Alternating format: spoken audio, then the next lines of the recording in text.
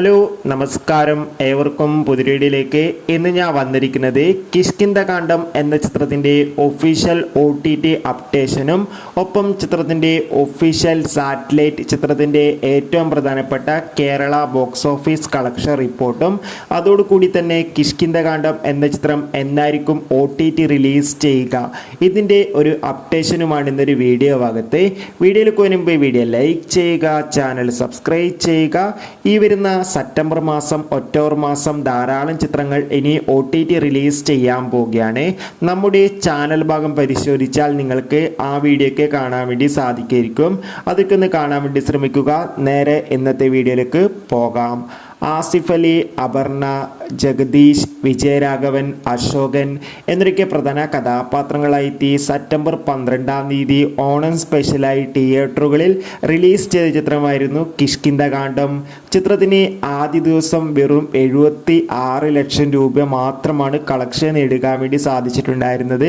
ചിത്രത്തിന് ആദ്യ ദിവസം ഹെവി പോസിറ്റീവ് റെസ്പോൺസ് തന്നെയായിരുന്നു ലഭിച്ചിട്ടുണ്ടായിരുന്നത്.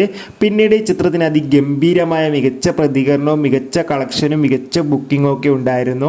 ഇപ്പോൾ ഇതാ വെറും 13 ദിവസം കൊണ്ട് തന്നെ കിഷ്കിന്ധകാണ്ഡം എന്ന ചിത്രം 50 കോടി ക്ലബിൽ ഇടം നേടിയിട്ടുണ്ട്.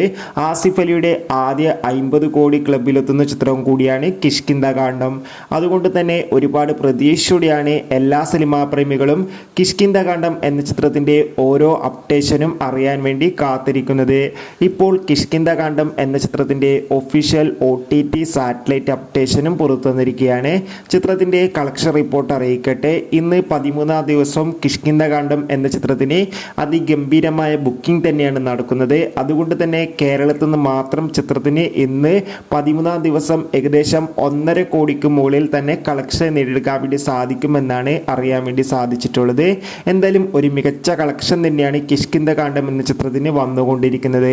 ഏവരും ഏറെ ആകാംക്ഷയോടെയായിരുന്നു ചിത്രത്തിൻ്റെ OTT സാറ്റലൈറ്റ് അപ്ഡേഷൻ അറിയാൻ വേണ്ടി കാത്തിരുന്നിട്ടുണ്ടായിരുന്നത്.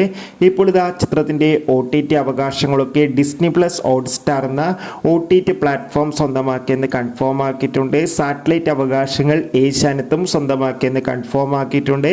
എന്നാൽ ഇപ്പോൾ കിട്ടുന്ന അപ്ഡേറ്റുകൾ പ്രകാരം ചിത്രം തിയേറ്ററുകളിൽ റിലീസ് ചെയ്ത് 4 മാസത്തിന് ശേഷം മാത്രമായിരിക്കും OTT റിലീസ് ചെയ്യുക എന്ന്. അങ്ങനെയാണെങ്കിൽ ചിത്രത്തിനായി ഇനി നമുക്ക് കാത്തിരിക്കാം കൂടുതൽ അപ്ഡേഷൻ അറിയാൻ വേണ്ടി.